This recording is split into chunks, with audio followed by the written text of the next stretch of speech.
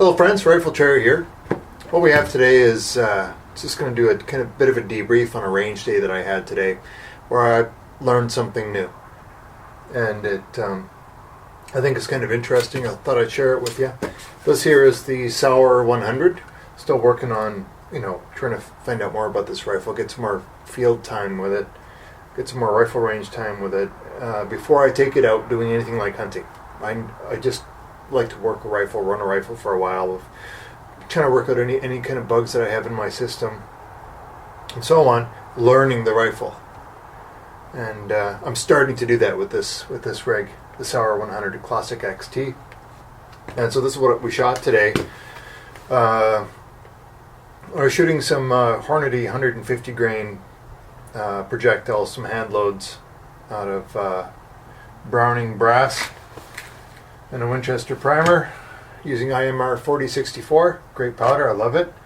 I'm a little bit on the high end. I figure we're probably exceeding 2,900 feet per second with those projectiles. So that bullet is really whistling along. It is a fairly strong charge. Below maximum, but still a strong charge. And with that bullet, of course, with your own loads, you kind of start low and work your way up, watch for pressure signs and so on. But with that bullet, it's not doing great. It's not doing great. But that is a load that was not made for this rifle. But it shoots well enough. And then we printed right here at 200 meters. That one there, that one there, and that one there. I should probably mark those, but I remember them. And that's with a 150 grain bullet. But you look at these three patches here, 1, 2, 3, and you look at that group there. It's not that different, even though this target is at 100 meters, and that target was at 200 meters. I do make a sight correction because I have the DOA 600 reticle in this scope, Bushnell scope. DOA 600. I mean, this is a hunting rifle, so I thought I'd try a BDC reticle, and simply because I purposely chosen not to have a BDC reticle built into any of my optics until I got this one, and so I'm trying it. So I'm outside my comfort zone that way. I like doing turret adjustments. But anyway, moving along. Okay, so this was the crosshair. That was the second bead. That was the 200-yard bead.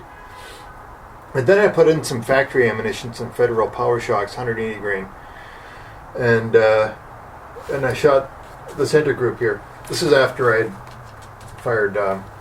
This is all after I'd walked my group in using 4 different setting shots. But so 3 rounds with the Federal Power Shocks. Again, Jesus, 2 minutes of angle. I mean, this Sauer is supposed to be a hell of a good shooter, right?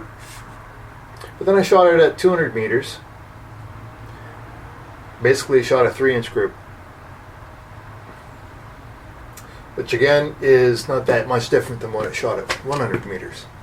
And then the third group was using a Winchester Super X, 180 grain Spitzer points. And at 100 meters we shot those 3.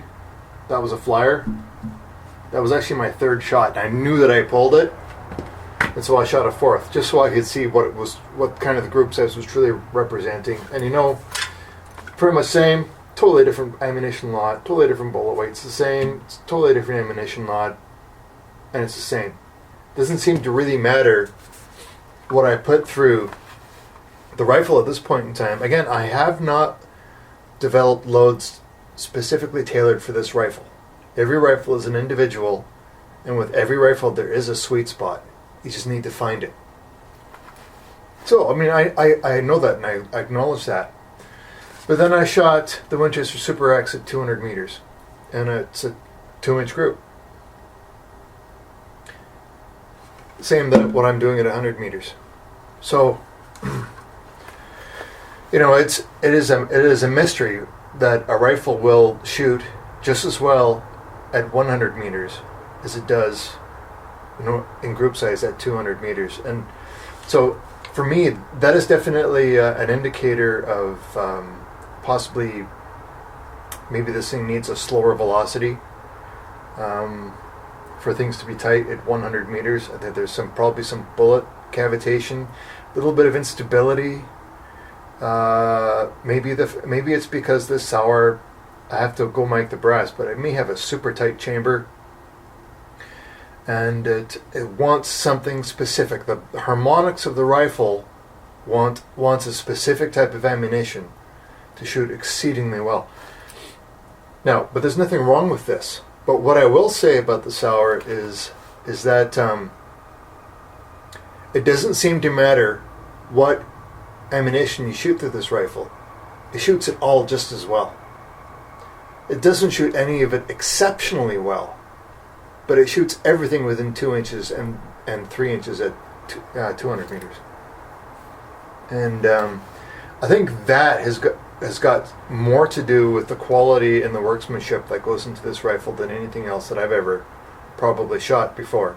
And I'll give you an example. I have owned numerous rifles that would only shoot good with one load formulation.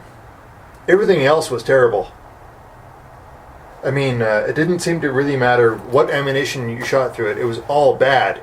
But there was one specific hand load that it would shoot brilliantly.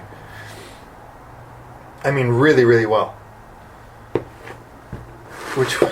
So I mean, it's got to do with trying to find that needle in the haystack, the harmonics, the velocity, the bullet type, the powder type, the type of primer that you're using, the composition of the copper alloy in the bullet.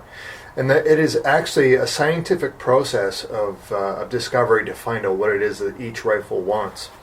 But I will say that it is very comforting to know that it'll shoot at least everything within 2 inches. And it seems to shoot better the further out you go. And I can't quite comprehend that, but I think I'm on the right path. What do you think? What makes a rifle shoot more accurately at long distance than it does at close distance? I think I've touched on it. Food for thought. It's a journey. Rifle Chair signing off.